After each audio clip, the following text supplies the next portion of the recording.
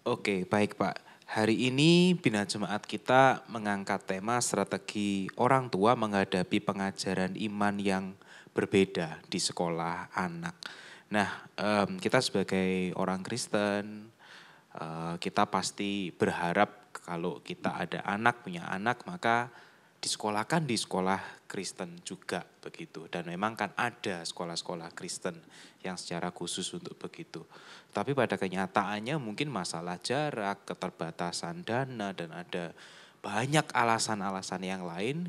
Mungkin ada juga akhirnya kita harus memutuskan bahwa susah nih kalau masuk ke sekolah Kristen.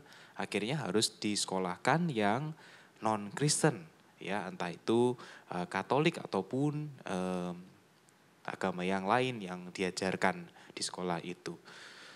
Gimana kita bisa menghadapi ini, Pak? Bagaimana orang tua bisa mempersiapkan diri untuk ini? Ya, Pak Sastra, itu pertanyaan yang menarik dan relevan karena berulang kali jemaat menanyakan hal yang sama.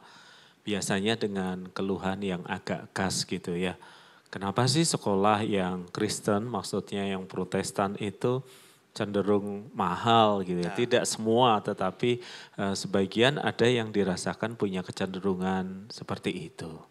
Nah, sebelum menjawab pertanyaan yang bagus ini, mari kita kembali berpikir sejenak. Jadi sebenarnya pendidikan agama untuk anak itu tanggung jawab siapa begitu ya. Ya, kita mengenal ada 3 pihak yang berkaitan dalam urusan pendidikan iman anak ini. Pihak yang pertama tentu orang tua, termasuk di dalamnya adalah keluarga. Lalu pihak yang kedua adalah komunitas, yakni gereja dalam hal ini. Dan pihak yang ketiga adalah sekolah. Nah, sebenarnya kalau dirunut-runut gitu ya, tanggung jawab pendidikan iman Kristen itu ada pada siapa begitu ya. Nah, kalau kita menengok ke perjanjian lama, mereka itu selalu menekankan pada tugas orang tua untuk mengajar berulang kali, apabila kamu duduk, apabila kamu berjalan, apabila kamu berdiri. Jadi kita tahu waktu itu tidak ada yang disebut sekolah formal. Sekolah agamanya ya dari hidup sehari-hari. Yang mengajar agamanya siapa? Di perjanjian lama ya orang tua gitu ya. Lalu mereka punya konteks yang lebih luas nih. Selain tiap anak diajar di dalam keluarganya, ada konteks komunitas orang percaya. Jadi mereka beribadah bersama-sama. Jadi tidak dikenal sekolah untuk anak yang taruhlah usianya sebelum remaja sampai kemudian usia tertentu secara formal, saya rasa waktu itu belum dikenal gitu ya. Kalau perspektif perjanjian lama itu tanggung jawab orang tua kadang membawa anaknya ke komunitas. Nah, di perjanjian baru kita tahu lebih complicated lagi ya. Karena misalnya Timotius tuh. Timotius itu kan mamahnya itu kan orang percaya, Kristen gitu ya. Omanya orang percaya, Kristen. Tapi papanya bukan orang Kristen, bukan orang percaya. Makanya Paulus ketika berbicara kepada Timotius kan selalu mengingatkan, ingat loh iman yang hidup di dalam diri ibumu, di dalam diri nenekmu begitu ya, tanpa menyebut orang tua dari pihak ayah dari Timotius yang belum percaya. Jadi pada saat kondisi tidak ideal seperti itu pun masih tanggung jawab keluarga yang percaya, dalam hal ini mama atau ibu dari Timotius yang ternyata berhasil mengajarkan iman itu. Nah, ibunya menjadi cakap mengajar karena apa? Karena neneknya yang mengajar gitu ya. Jadi pendidikan iman dalam perspektif perjanjian baru secara sederhana kembali dilekatkan pada keluarga. Ya, secara khusus seharusnya menjadi tanggung jawab bersama suami istri. Tetapi apabila dalam keadaan tidak ideal, maka salah satu pihak harus berperan. Nah, kita pahami dulu ya, kalau konteks Alkitabnya selalu akan meletakkan pendidikan iman itu pada tugas orang tua bersama komunitas, baik dalam perspektif perjanjian yang lama maupun perjanjian yang baru.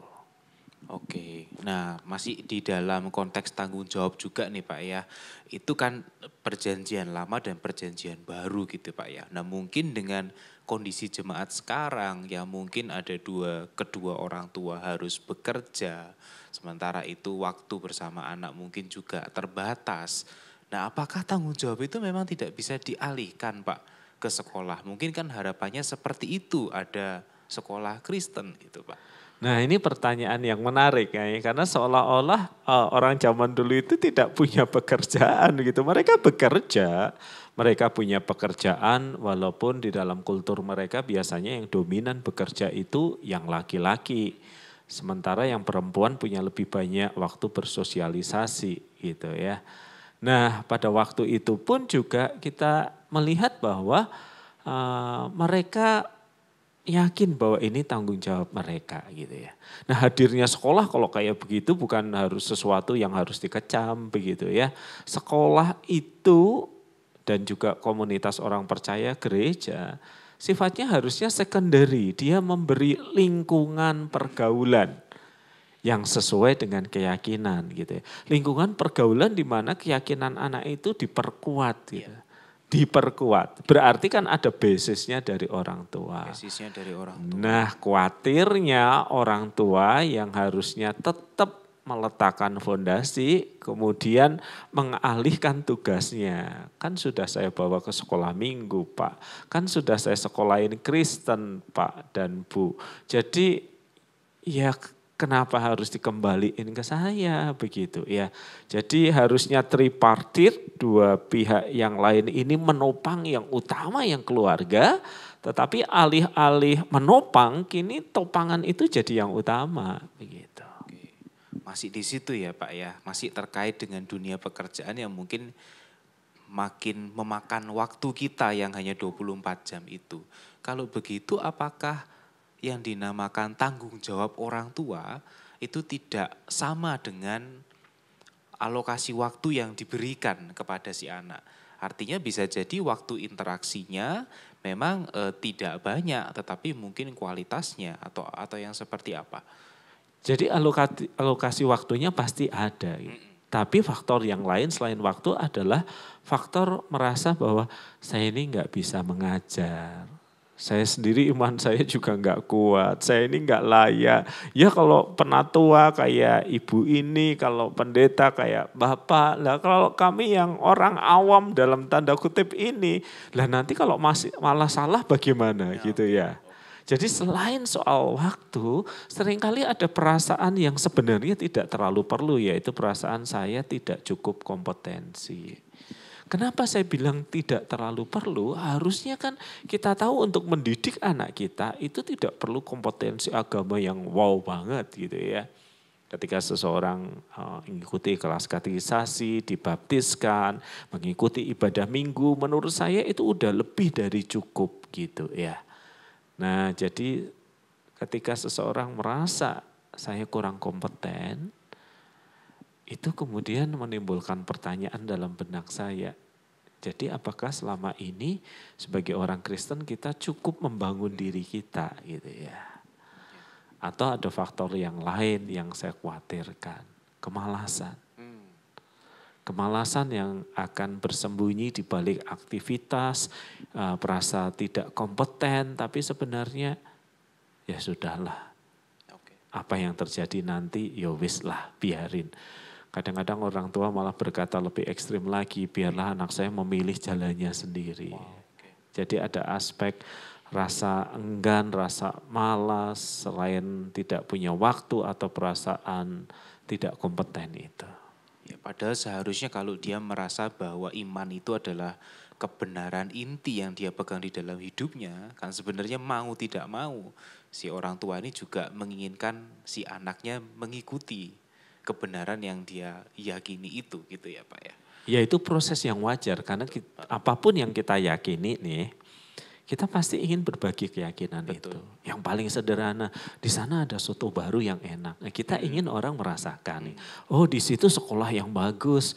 Kita ingin orang juga ikut dengan apa yang kita yakini sebagai kebenaran. Jadi kalau orang yakin akan kebenaran imannya, dalam hal ini orang tua, pasti dengan sendirinya dia menghendaki anaknya juga mengambil pilihan yang sama. Betul. Tetapi uniknya dalam pendidikan seringkali adalah orang tua ingin anaknya mengambil pilihan yang sama, tapi yang diminta untuk mengajar guru sekolah minggu, pembimbing, dan juga sekolah bahkan gitu ya.